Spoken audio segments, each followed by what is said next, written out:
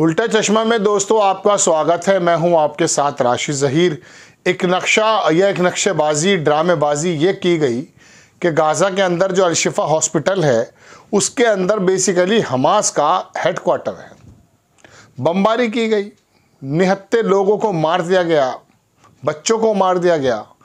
Ultimately Israel की force Al-Shifa के अंदर एंटर भी हुई और वहाँ जा कर के उसने महसूस किया कि उसको वो चीज़ें नहीं मिल पाई जो उसको चाहिए थी। इसके बारे में नेतन्याहू ने खुद भी टीवी पर आकर कहा। लेकिन इसके बाद क्या, एक ऐसे ही झूठ को, एक ऐसे परपंच को जो बदनाम करके मार देने की पुरानी प्रथा है और बहुत सारे दक्षिणपंथी लोग भी इस्तेमाल करते हैं, उसको बीबीसी ने ही छापा।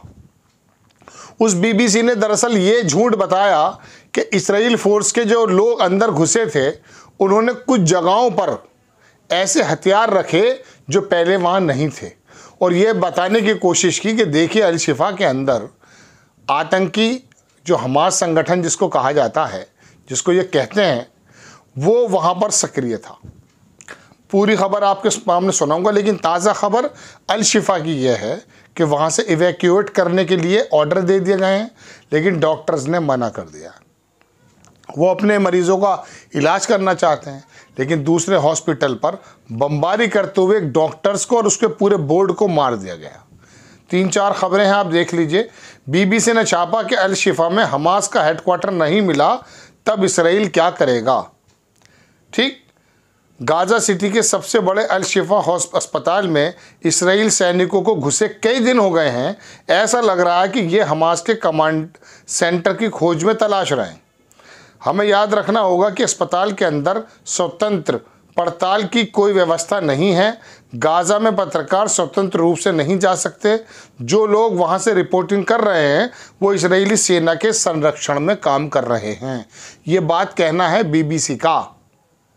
उन लोगों को भी सोच लेना चाहिए कि जो ये सोचा करते हैं कि जो भी अखबार ने लिख दिया वो ठीक है। खुद कह रहा है बीबीसी कि वहाँ पर एक्चुअली पत्रकारों का एक्सेस नहीं है, जो भी सेना कही है वो मानना पड़ रहा है।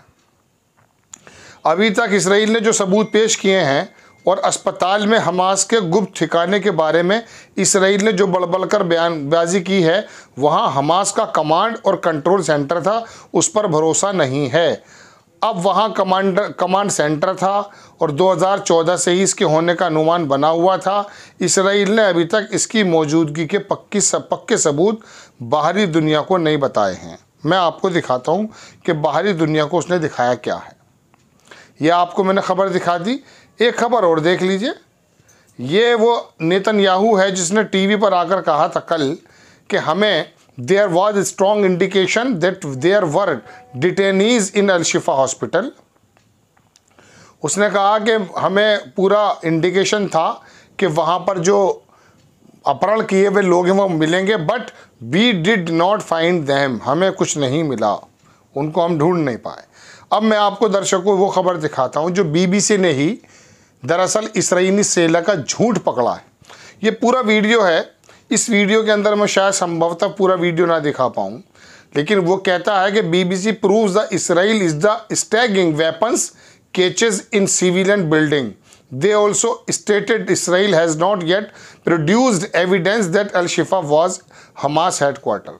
ये जो आप देखेंगे, आप जा सकते हैं, बीबीसी ने ट्विटर पर काफ़ी ज़्यादा है।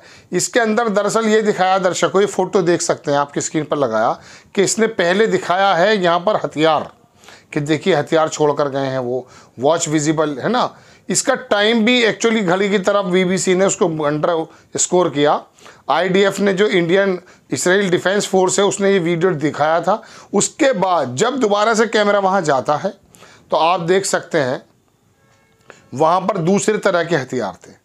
एक जो एमआरआई मशीन है उसको वो गुफा की तरह बता रहा है, उसको सुरंग बता रहा है।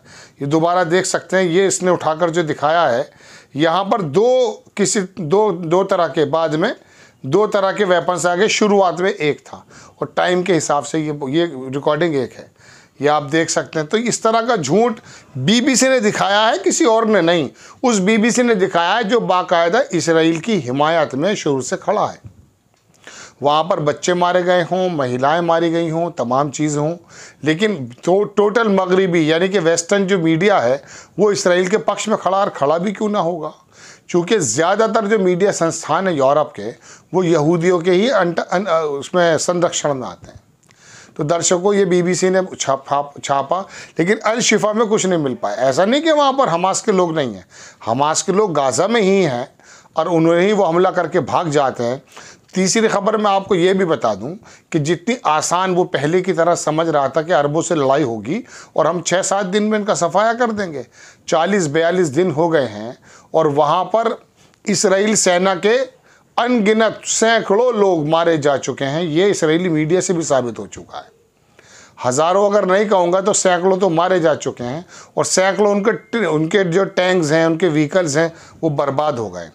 बहरहाल दर्शकों, एक टोटल सिनेरियो था कि अल शिफा हॉस्पिटल को किस तरह से खाली कराने के नाम पर, किस तरह से हमास के नाम पर वहाँ पर बेकसूर लोगों को मारा गया, महिलाओं को मारा गया।